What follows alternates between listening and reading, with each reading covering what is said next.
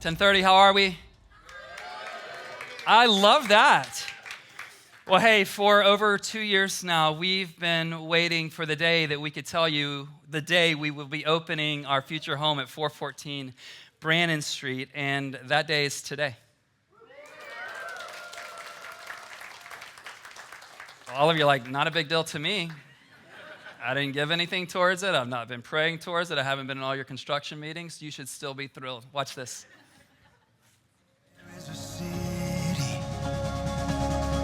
that's calling, bringing beauty from the dust out of every one of us. There is a city, oh yeah, there is a city.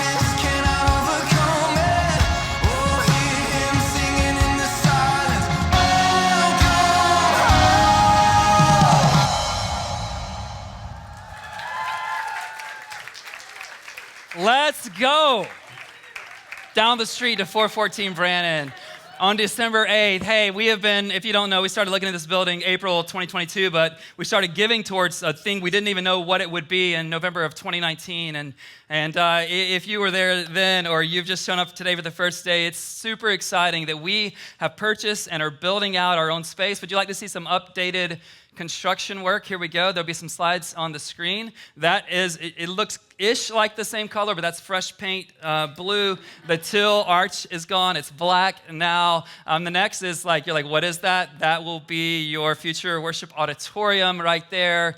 This is the backsplash behind the coffee bar that has been installed. It is covered. It's beautiful. It's 14 feet long.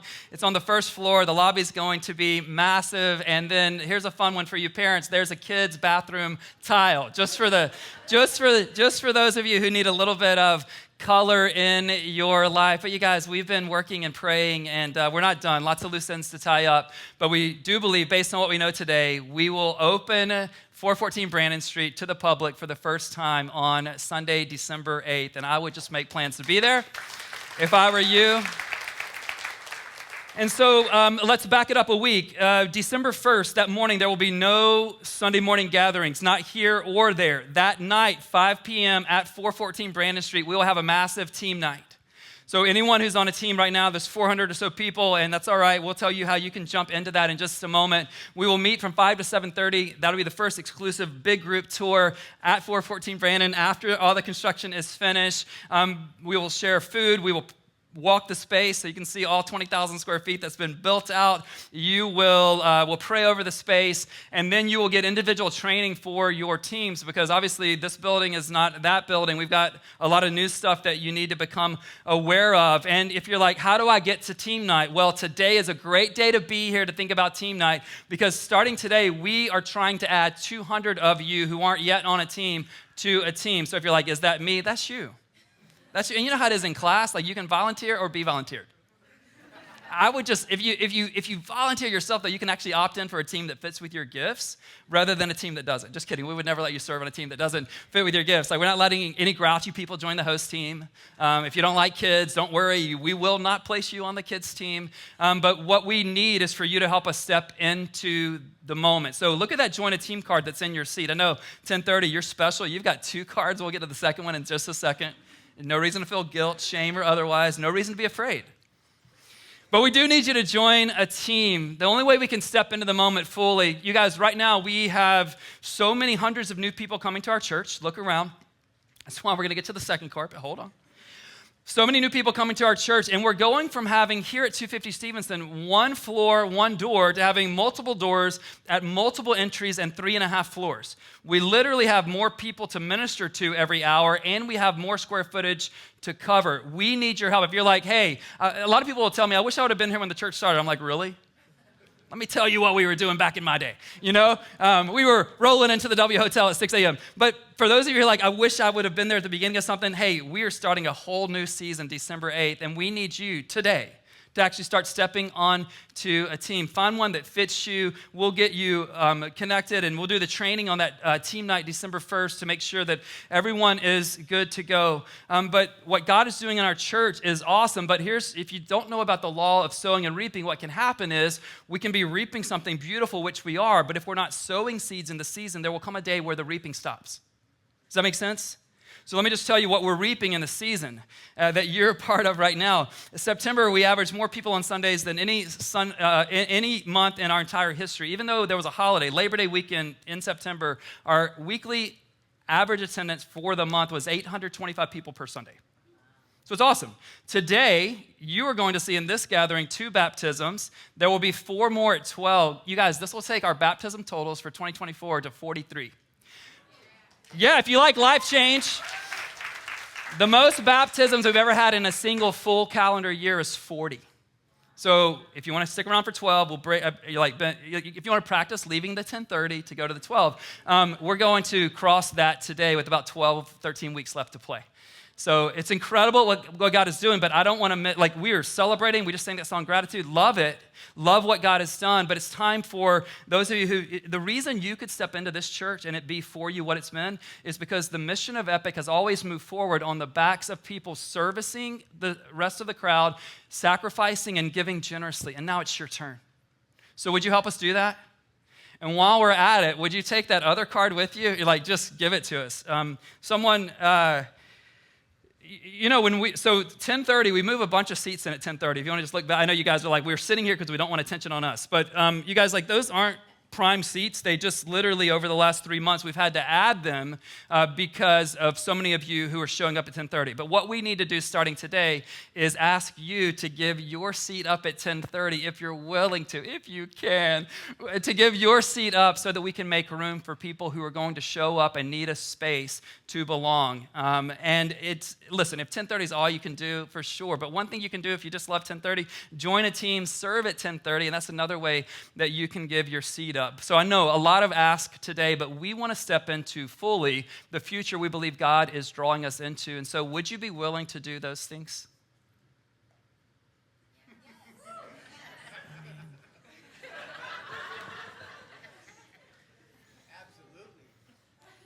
They talk back when I don't want them to, and they think I'm being rhetorical. Hey, what I want you to think about is someone made space for you. And if you could make space and begin serving people. Again, if 10:30 is the only time you can come, please come. We will figure it out. And we're always happy to add. Let me just, again, for those of you who just like numbers, over the month of September when we were breaking that record, here are the adult average attendance. 9 o'clock average, 209 adults. 12 average, 184 adults, I think. And 10:30 average, 319 adults every week. So it just is what it is. Again, if that's, you're like, Ben, this is optimal time. I know, but what if it's optimal time for people who, if they come and there's literally not a seat or they can't find their way in, and then, what if they're, so I just want to make space for as many people as we can. If you would help us do that, that would be a huge gift. So that's December 1st, and then team night, and then it means November 24th will be our last Sunday in this space. So we've got 8 left, counting today. God has done a lot, and if in case you're super skeptical in the room, welcome to Epic Church. We're here for you. I can be skeptical also. When we signed our lease for this space, it was meant to be a 10-year lease. We signed and moved in October of 2014. But what are the chances that in the whole actual contract legally, they gave us a 10-year, 2-month lease? Don't ask me why. We should have been out September 30th, but our lease literally says November 30th is the last day of the lease. So when we started giving towards the home initiative 5 years ago, We didn't have 414 Brandon. I was saying to our board, I'm just shooting straight, I was like, why are we already doing this? We've got years left. And they're like, no, we need to start saving up for it now. We literally will need to move everything out by Saturday, November 30th. We'll set up shop for team night on December 1st. We'll open to the public December 8th, and it's go time. Are you ready? Yeah. So, yeah, I'm ready to cheer you guys on, but I'm not joining a team or giving up my seat. But, go for it. I want to finish strong, though, in this building. We've seen God do so much, and that includes today. Last week, we introduced the concept of what I call the wisdom table. That thing has gained momentum over the last several years. Even talking to people in my life this week, that concept of the wisdom table came up. And so if you were out last week, again, anybody who hasn't received a book, we gave a bunch out after 9, but if you don't have your copy yet, not your second or third copy, just your one copy, then grab one on your way out. You can read all the things that I'm not going to be able to cover in the teaching last week and this week. But think wisdom table as being your personal board of directors for your life. And so we gave the criteria you want to look at for establishing your wisdom table. And what I want to do today, and it would be great for you to be taking notes, is to help you customize and build out your wisdom table. It was said last week that some people say, show me your friends and I'll show you your future. I say and believe with all my heart, show me your wisdom table and I'll show you your future. And that includes today. So I would just have something to write with. I'm going to give a bunch of sort of practical ways you can think about your wisdom table, who belongs on it, who shouldn't be there anymore, how do you begin engaging? So very, very practical. But I want to say this, and you can probably fill in the blank. When it comes to getting opportunities in life, we have a saying, and you can probably fill it in. It goes like this: it's all about who you know. And when it comes to your wisdom table, it is all about who you know, but let me say what's even more important. It's all about who knows you. So who knows you? Who knows the dreams that are living in your heart today? Who knows about the calling you feel like God has placed deep inside of you? Who is aware of your character weaknesses? Who knows the financial vision of your life and is helping you step into that? Who knows your God-given strengths and is also helping you pay attention to the shadow side of those strengths? Who is it that's walking through this season of your faith journey with you? It's all about who knows you.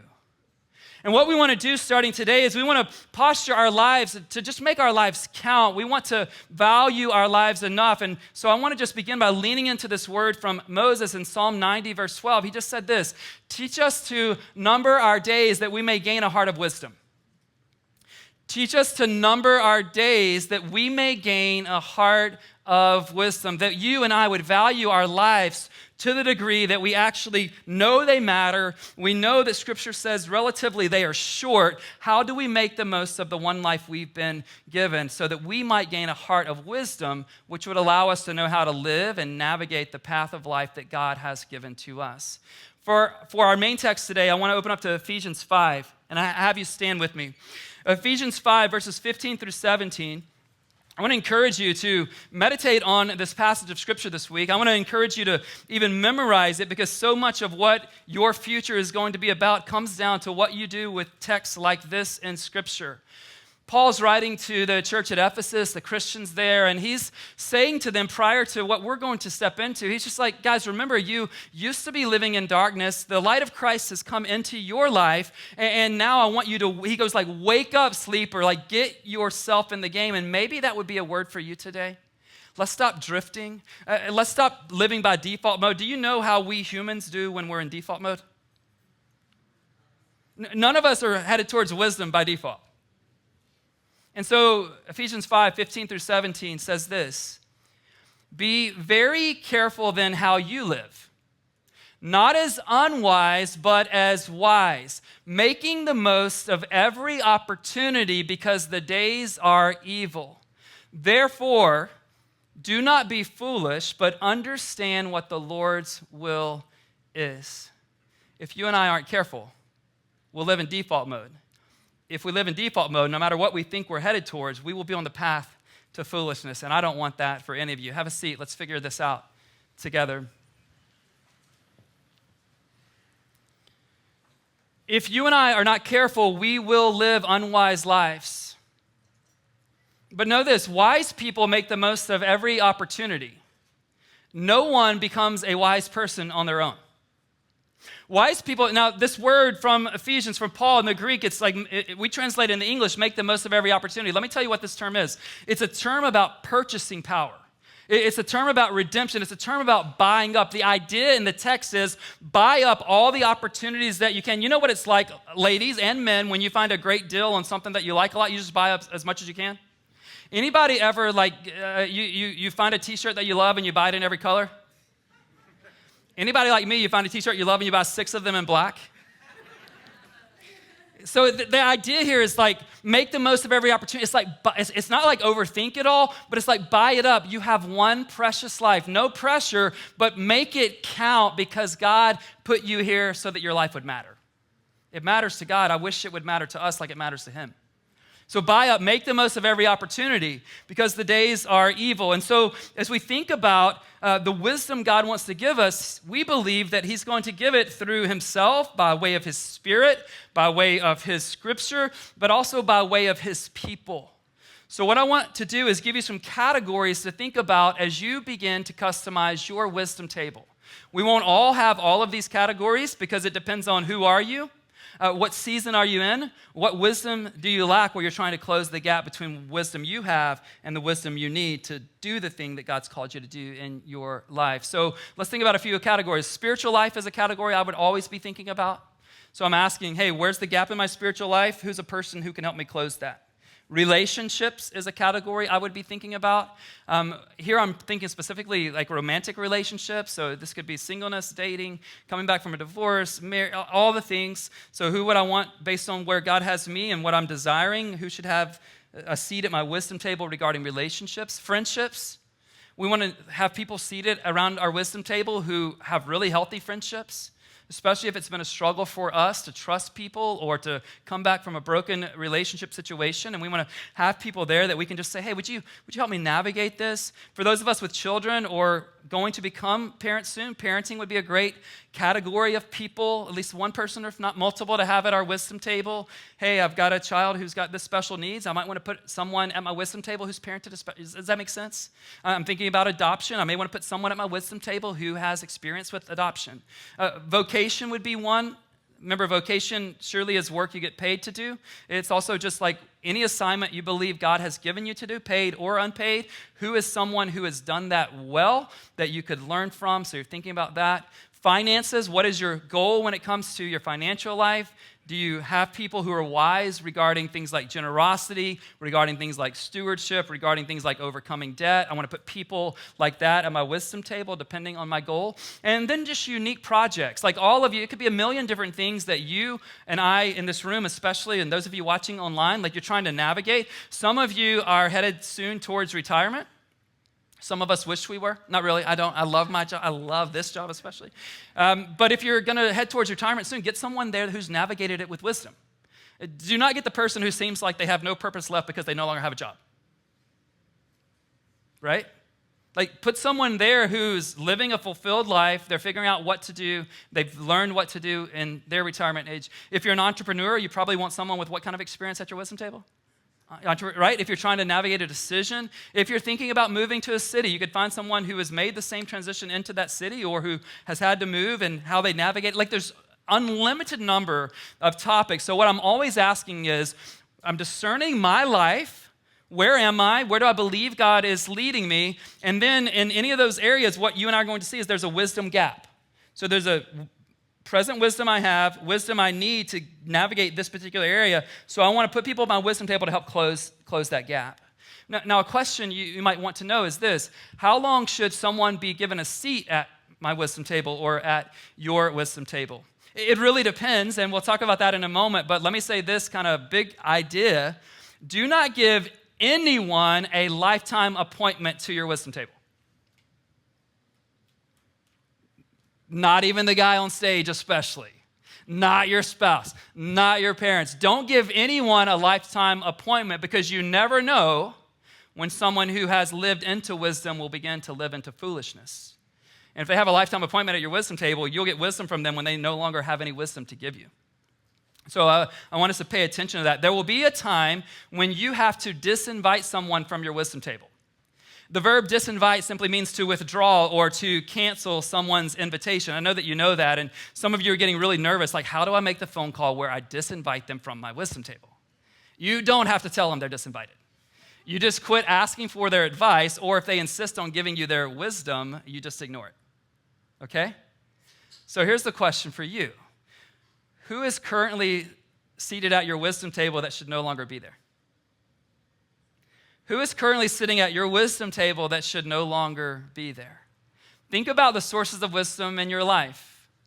And as we hold up the criteria we learned last week, like who should no longer be there, let me give you 3 big ideas for the kind of people who should no longer be at your wisdom table. Here's the first one.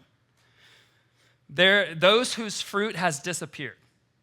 Again, the criteria last week, one of them was that you could see the fruit of wisdom in someone's life. They didn't just have theories or ideas or opinions about wisdom. You could actually see their relationships and, oh, they're wise. Their decision-making, oh, they're wise. But you need to disinvite someone from your wisdom table whenever you realize that they no longer display the fruit or results or outcome associated with wisdom. So you want to disinvite them. Let's just assume that you built a great wisdom table of men and women who were helping you navigate something in previous seasons of life.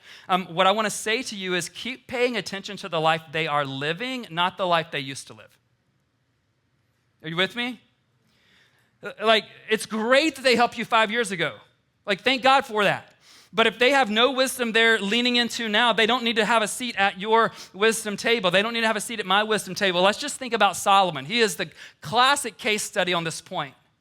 Solomon was known as the wisest person to have ever lived. In fact, God said this about Solomon in 1 Kings 3:12. These are the words of God. He says to Solomon, I will do what you have asked. I will give you a wise and discerning heart so that there will never have been anyone like you, nor will there ever be. The wisest person to have ever lived so far, and God just takes it further, doesn't he? And Solomon, no one will ever live who is as wise as you. So in that moment, if you are building your wisdom table and Solomon is available, you are like, he's my first draft pick. By the way, anybody else excited that Buster Posey is the new president of the San Francisco Giants? And some of you are like, he's running for president just for the baseball team down the street that 20% of us care a lot about. We needed something after the last few seasons. But Solomon would have absolutely been your number 1 draft pick, the wisest person to have ever lived. But Solomon didn't keep accessing the wisdom God had made available to him. He began to love foreign women who led him away from God. 1 Kings 11:4 says it like this.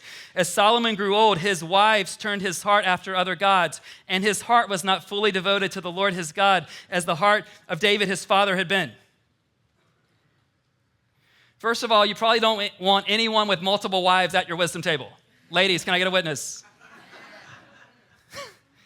Like that's like been the Old Testament. I know.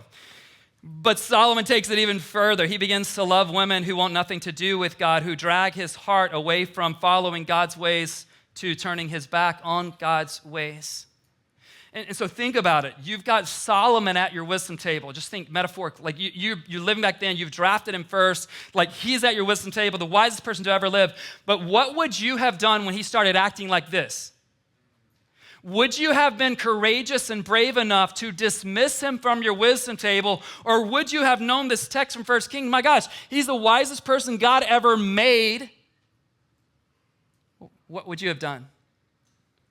You need to think about what you would have done because you've got people who probably no longer belong at your wisdom table.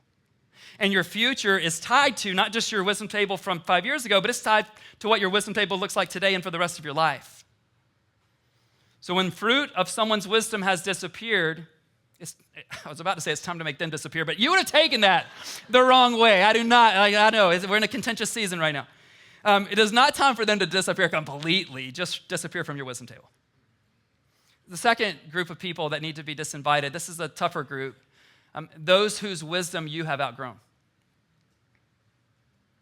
You see, for this group of people, they've done nothing wrong. Their character's not in question. What's happened then, Ben? Why would I disinvite them? Because remember, there was a gap when they came to sit at your wisdom table.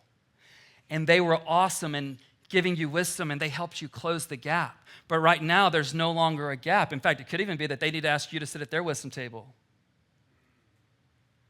What do? You don't let them continue to have a seat at your wisdom table, but you do this. This is really important if you haven't done it. You thank God for them, and you thank them for them. This past week, it was fun. I was doing an Instagram Live with the first person who was a woman who ever hired me into full-time ministry. You can go watch it. It's just fun to catch up with Linda Ware is her name. She's 60 years old, and she was my college minister, and then she hired me to my first full-time ministry job. And it was so fun. I've done this a lot, but just to say it again to her this week, like when I was 24 years old, she took I know you're like, Ben, 2 years ago? Yes. 2 years ago, she took a massive chance on me. And it was just fun to thank her. Like one of the best things you can do is, yes, not let them sit at your wisdom table, but would you thank them? Anybody grateful for people who no longer sit at your wisdom table but were so crucial in a previous season? I mean, it's just like thank them. It's a parent, thank them. As a coach, thank them. A previous boss, like just say, hey, I know we don't even talk that often. You can just write them, whatever it is, message on any of the things. And just say, like, I just want you to know, like, so much of what I'm doing today is because you took a chance on me. You invested in me. You developed me. And it's just, but don't keep them there if you've outgrown their wisdom. And sometimes this feels like we feel guilty about this sometimes, don't we? You don't need to feel guilty about it. You just need to honor them in an appropriate way, but you don't keep them there. Doesn't mean you can't be friends with them, but they don't need to sit at my wisdom table if there's no longer a gap between the wisdom I have, or if now God has led me in a very different path, and if it's a path they've never been on, should they sit there? Probably not. So that's a hard group to dismiss, but here's the hardest group to dismiss. Those you let sit at your wisdom table only because they are family. We don't have to feel shame around this. I'm just going to say it. Almost all of us have given automatic seats to our wisdom table to people simply because they were in our family. But you guys, what we have to do is use the same criteria for all the other seats at our wisdom table. And we need to be objective. And I know objective is pretty difficult when we're talking about family, is it not? Objectivity, anybody else struggle with that? Like, there's so many thoughts and emotions around this word family. But your future is so important to me, I want it to be so important to you, that even if it's a family member, don't give them a seat at your wisdom table unless they deserve to be there. If they deserve to be there, thank God for that and thank them. It's been my story. It's not everyone's story. If they don't deserve to be there, remember the criteria is they see God as the source of all wisdom, they have fruit of wisdom that you can see, and they genuinely want what's best for you. Now, this is going to sound harsh, and I'm going to tell you how I know this is true in just a moment, but some of you, your parents keep telling you they want what's best for you, but every time you tell them you're going to do something that doesn't line up with their vision, what do they say? You're like, Ben, how do you know this? Because we just started parenting young adult children. I'm like, I want what's best for you. I want what's best. You can't do that. And then you realize naturally as parents, you're like, wait a minute. God, I was wanting my vision for their life. God, I want yours. And some of you, I mean, I've seen this. Some of you are like 45 years old, 55 years old, and you still need your parents' permission, like to even come to church. I promise you, we've had people who felt like God was leading them to get baptized, but they knew it would disappoint their parents. That's a tough one. I'm not saying that. There's a lot of grace here for you. I don't want you to be held back if your parents don't belong at that seat. If you're trying to learn how to run a business and you've watched your father run his business, but he's always lacked integrity, I don't want you to get business wisdom from your father. If you're trying to be less selfish in your life and your mother is self-absorbed, I don't want you to learn how to be selfless from her because she can't teach you. What do you do in those moments? Listen closely. You love and honor and respect them. You go see them unless it would be toxic to do so. I think you find an area, even if it's something very simple, where you could ask their advice. Anybody have a mother who makes a certain dish that you love? Yeah, if she's not at your wisdom table, you can still go, hey, this is the best thing I've ever eaten. Would you give me the recipe? Value, but I'm not putting her at my wisdom table if she doesn't fit the rest of the criteria. If your dad knows a lot about cars, give me his number. Hey, I heard you don't have much wisdom, but my brakes are making this noise. But find a way that you can honor them. But you don't have to, and this is a hard one. This is a hard one. Yeah. So who needs to be disinvited from your wisdom table? Well, quickly, I want to get very practical on what do you do as you begin to engage your potential wisdom table members? How do you communicate and all those things? So I'm going to give you 4 big ideas. The rest is in the book. Again, the book is free if you don't have one. Take one home today. I've written a lot more than I've been able to speak about these 2 weeks because we're moving on next week. But I want to give you 4 big ideas for how you begin to engage your wisdom table. Here's the first one. Don't ask for too much in the beginning. Do not go up to someone and be like, hey, will you sit at my wisdom table for the rest of my life? 2 reasons why. Number 1, you were told today no one gets a lifetime appointment. Number 2, there will never be a wise person that says yes to that question. If they say yes, that's called a foolishness table. There's just no way. You want to not ask for too much in the beginning for 2 reasons, really. Number 1, they're more likely to say yes to one initial meeting. And number 2 is they might not turn out to be who you think they are. With me?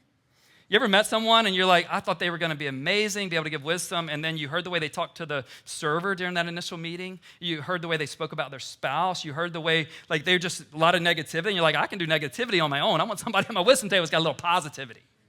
So you don't want to ask for too much in the beginning, but you do want to say, hey, would you meet with me once? What I like to do and what I like to have done for me when I'm on the other side is to send questions or the topics ahead of time that I want to discuss.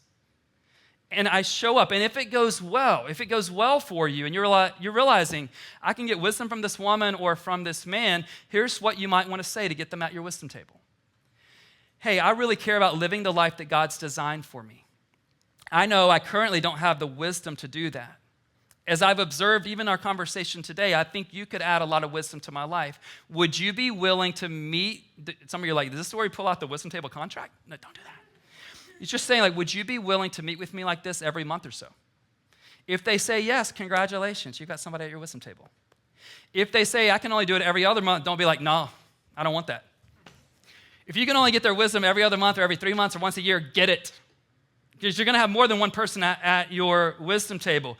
If they say to you, hey, I cannot meet with you in a regular cadence, but here's my cell phone number. When you get to something where you need wisdom for it, text me, tell me what it is, and then let's set up a call. Okay, if you ever get their cell phone number, listen closely. Do not send them political ads. No cat videos. They don't care that your 8-year-old scored his first touchdown at flag football. Okay? You want to think I've got 2 or 3 chips a year with people like that. I want to cash them in wisely. So do not ask for too much in the beginning. Number 2, give them the upper hand. Give them the upper hand. Here's what I mean by that. I do not mean they are a more valuable human than you are, but their wisdom is so valuable to you that you will rearrange your schedule and you will go to where they are, even if you have to fly to where they are. You'll just rearrange your schedule because they don't want your wisdom, you want theirs, right? So you can't be like, well, I can't do that. I told one of the services last week, a couple of weeks ago, on X, the chaplain for the Buffalo Bills posted that he had read Bring It Out and recommended it to people. I was like, this is awesome. But I wanted to get in touch with him. I learned a little bit of his story, 62 years old, has raised grown sons. I'm trying to do that. So I realized I wanted to get some wisdom from him. So somehow we were communicating on X, and then he just texted. He got my number from someone. He texted me one morning. I was on BART on the way downtown to work, and I said, would you be willing to have a call with me? And he's like, yes. And remember, he's in Buffalo, Eastern time zone. And he said this to me. He said, I would be willing to have a call with you. I walk most days between 7 and 8 a.m. I literally wrote back, hey, I usually don't have anything going on between 4 and 4:30 my time. My point is, he was gracious enough. He's like, I forgot. He was gracious enough to put it on I got his afternoon walk, I think. But my point is, I was willing, and my calendar was clear, 4 a.m., any day you want, sir. I was willing, though, seriously, to move it around so that I could have a conversation with him. I would have gotten up then. I'm glad I didn't, but I would have gotten up. So you give them the upper hand. Let me tell you what is just hilarious to me. Someone will reach out to me, and they will tell, I know it's surprising, but they will tell me, hey, I want your wisdom on something. And then they'll let me know the one time slot that's available in 2027. I'm like, you don't want my wisdom. I don't know what you want, but you don't. Or somebody will and people are like, are you talking about me? I'm not. I don't think they're in the room. Someone recently, they're like, hey, I got to get your wisdom on these 3 things, and then they sent me a link to their Calendly. No, man, let me tell you what days I have available, you know what I mean? But you guys, I give up a lot when I'm trying to get somebody, like I do content creation every single morning, but if a mentor tells me they can only meet with me at 9:30 in the morning, guess what I'm doing? I'll write that sermon another day, right? Why? Proverbs 4:7, the beginning of wisdom is this, get wisdom, though it costs you all you have, get understanding. What's it worth to you? Give them the upper hand. Number 3, give them your undivided attention.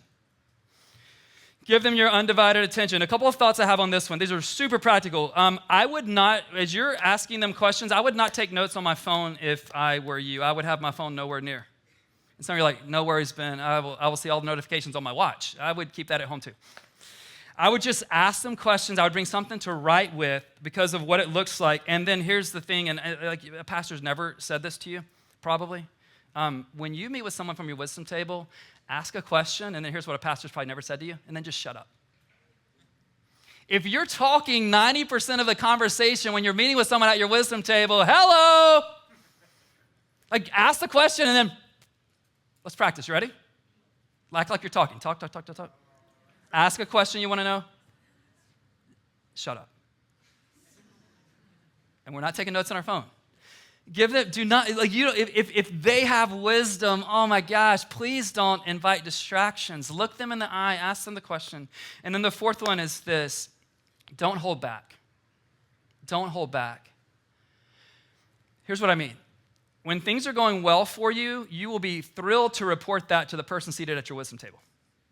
But when things aren't going well, when you made a blunder, when you did something incorrectly, when you acted foolishly, you will be tempted not to be honest about this. But remember, this is not your they think I'm perfect table. This is your wisdom table. And so I think what we need to do instead is realize, hey, if they're here, it's because they have wisdom, they care about me, and they're willing to tell me the truth. So I want to be honest with them about where I lost it this week. I want to be honest with them about the thing I said or did that I shouldn't have said or did. I want to be honest with them. And if you have the right person seated at your wisdom table, what they're not going to do is condemn you. What they're going to probably say, if they're the right person, is, hey, when I was your age, or I had a moment when I really did the wrong thing, but I want to let you know how God cleaned that up in me and how I've been able to grow from it. Does that make sense? So here's what I want to do. I'm going to invite the band back up. You're like, Ben, that's where we're leaving off? That's where we're leaving off. I want to ask you to take a posture of prayer. What I'm going to do is I'm going to say the scripture we started with in Ephesians, and I'm just going to ask you, would you ask the Spirit of God, before I read this again, I'm just going to quote it. Before I quote the scripture again, would you ask, our prayer and ministry leaders, I'm going to ask you guys and girls to come on down to the front and be ready to receive people who need prayer, maybe are making faith decisions. I'm going to read this, and I just want you to think and even ask the Spirit of God this one question. I know there may be 25 things. I think there's a lot of stuff we can learn from today, but what's the one thing for you? Like, what is the thing for you? Is it to walk away from a path of foolishness onto God's path? Is it to value your life more, which will make you value wisdom more? The altar's open. Our team's ready to pray with and for you. And just straight in the words of Paul, but I want the Spirit to really bring these words to life for the specific thing you need to do and respond to today. Here it is. Would you be very careful then how you live? Not as unwise any longer, but as wise, making the most of every opportunity because the days are evil. Therefore, do not be foolish, but understand what the Lord's will is. Spirit of God, would you give us the one thing we need to do in light of what we've heard today and what you're saying to us now? And I'm just going to call out some categories, and I'm going to just ask you, you can stand where you're just like, hey, all you're saying is I need wisdom. You can also just come down. You can do that at any point in time, but anyone navigating some work or vocation situations where you need wisdom, I want to ask you to stand. Anybody just trying to figure out some things? Is it this industry? Is it this place? How do I show up with a coworker who's negative? Whatever. Like you're just navigating it, yeah. And so God, would you, by your Spirit, by your word, and with the people at their wisdom table, which is half the room or more, would you give them wisdom? And you can just stay standing. Anyone need relational wisdom, and you would stand up and join these looking for vocational wisdom? You just say like, hey, I have done foolishness. We've all done foolishness in relationships, but I want to walk God's path. I want discernment. I want wisdom for how I should interact. Maybe it's about being single. How do I do that wisely? Maybe it's about navigating an engagement, or who knows, decisions around relationships. Anyone navigating things with family, and you just say like, hey, I need wisdom. I would love to stand up and just join this course of people who need wisdom for their thing. I need wisdom for family. And again, our teams are already ready to pray with you. You don't have to wait. Anybody need wisdom for something related to your spiritual life? Like you're just like, I'm trying to figure out how to practice whatever, or how to pray, or it could be anything. And then I think there's also this massive invitation today for people to ask Jesus to save you from a life without him and his wisdom, and bring you into a life with him, his abundant life and his wisdom. Our team, again, is ready to pray with you.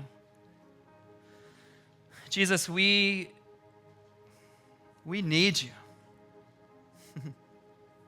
We need your love, and you've promised that. Guys, remember, for those of us who think like, oh, I've got to earn it. No.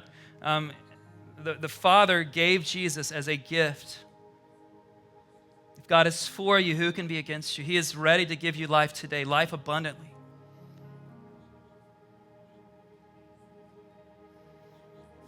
Yeah, Jesus, would you come? By your Spirit, would you speak? Would you do things in us as a congregation? Would you do things in families represented? Would you do things in friendships and work situations with financial wisdom that's needed? God, would you give us wisdom? How do we move into this new building as a church? How do we hire staff? And all the things. God, we need wisdom as we move into this election season. We need wisdom as we raise children and make school decisions. We just need wisdom, and you say that if we lack it, we can ask and you will give generously. So we're coming, we're asking. God, would you respond as we worship and respond ourselves now? In Jesus' name, let's respond.